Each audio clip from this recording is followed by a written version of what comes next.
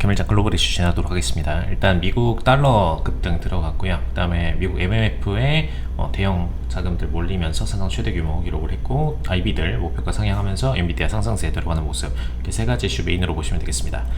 일단 최근에 이제 미국 실업률 다시 이제 하락 지표 쪽으로 돌아서는 모습 보여줬고, 일단 금리 자체가 인하를 보여주는 기조로 전환졌기 때문에 요걸로 인해서 기업들 입장에서는 조금 더 채용 고용에 대한 여지가 높아졌다라고 생각을 하시면 될 것 같습니다.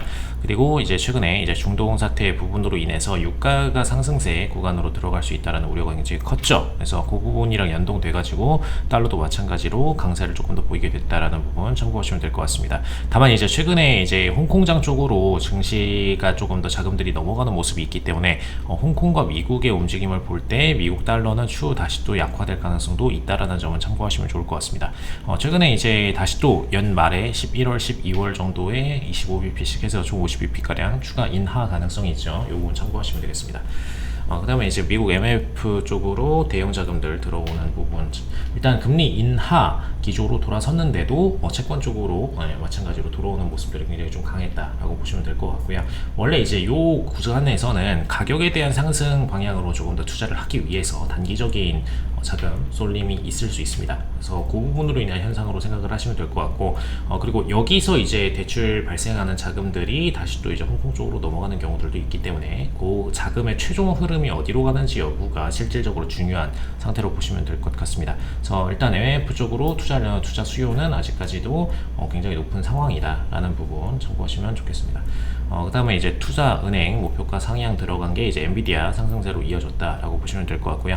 최근 들어서 이제 엔비디아 같은 경우에는 뭐 워낙 기조가 좋다가 조정을 한번 받긴 했지만, 다시 이제 최근 들어서 SMH나 뭐 관련 반도체 ETF들도 다 상승세 보여주고 있고, 그 과정 속에서 엔비디아에 대한 주가 목표가도 상향을 보여주고 있습니다. 그래서 JP모건 같은 경우에는 최근에 이제 주가 지수에 대해서는 오히려 이제 하락 방향으로도 갈 수 있다라고 비관적인 관점을 내놨었는데, 엔비디아에 대해서는 오히려 비중 확대 쪽으로 목표를 유지한 채로 목표가 155달러로 상향 오히려 들어가는 모습 보여줬습니다. 그래서 이 구간에서는 오히려 이제 특정 반도체 섹터라던가 섹터 중심의 투자가 더 현명할 수 있다, 혹은 이제 특정 주, 엔비디아 같은 특정 주 중심의 투자가 더 현명할 수 있다라는 점 참고하시면 좋겠습니다. 그래서 인덱스는 오히려 조정을 받을 수 있고, 특정 섹터나 특정 종목은 오히려 올라갈 수 있는 기조가 됐다라는 모습까지 보시면 됩니다. 그래서 최근에 이제 블랙웰, 한마디로 이제 블랙웰은 기존의 AI 칩에 대해서 업그레이드를 통해서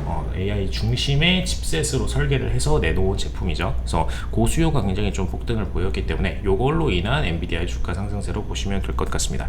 그 다음에 스텔란티스, 사실 최근 들어서 어떻게 주목을 받고 있지는 않아요. 사실 과거에 유럽 내부에서 이제 전기차 관련된 섹터로도 굉장히 많이 주목을 받으면서 상승세를 좀 세게 받았었는데, 사실 이 이후에 스텔란티스가 실질적으로 제품을 내놓고 시장 점유율을 가져가고 있는 차량은 거의 없다라고 보시는 게 맞습니다. 그래서 그런 부분들 고려를 할 때 사실 파업까지도 이어지면서 스텔란티스 쪽으로 투자하는 비중은 압도적으로 줄어들 걸로 보여지고요.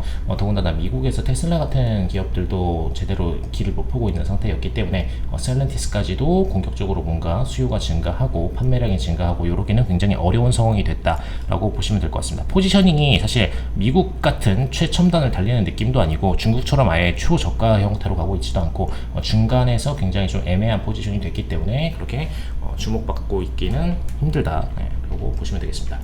일단 이번 주 같은 경우에는 연방공개시장위원회 회의록, FOMC 회의록이 있고요. 그 다음에 나머지 주요 지표는 크게 없습니다. 물가지수, 생산자 물가지수, 일단 금리 인하가 실질적으로 기조가 확정된 상태에서는 물가지수의 영향력이 이전 분기보다는 조금 줄어든 상태이기 때문에 아마 큰 폭으로 뭔가 시장을 움직이지 못할 거다라고 보고 있고요.